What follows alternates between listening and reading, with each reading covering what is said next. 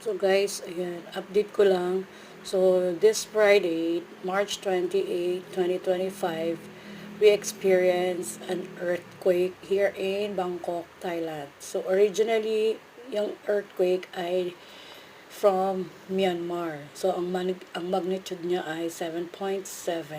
So naramdaman namin dito ang aftershock noon. Grabe ang lakas at ang tagal niya. Tingnan niyo yung water, oh. Still moving, right? Ay, so yun, lumabas kaming mga foreign teachers, naghanap kami ng open ground para makahanap ng safe space. Kasi medyo old na do yung building namin, so kaya hindi rin namin sure kung what will gonna happen. So yun nga pala yung school namin. So kami na lang ang mga foreigner teachers ang nandito dahil yung mga Thai teachers ay meron silang outing. So, I heard this is first time again after 7 years na naka-experience sila ng earthquake dito sa Thailand. So, yan. Kaya kami, sobrang takot din namin kasi as in ang lakas.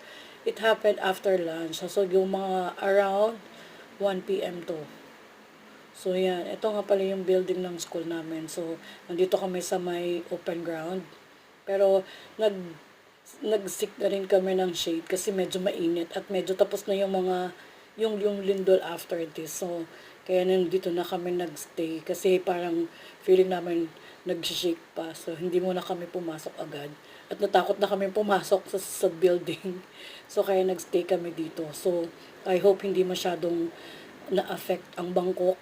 Pero for sure, kasi ang dami nang namin naririnig ng mga ambulance. So, baka marami nang na-affect ng earthquake.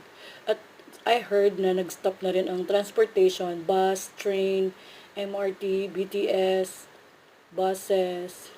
Yun, wala nang masakyan ang mga stranded doon.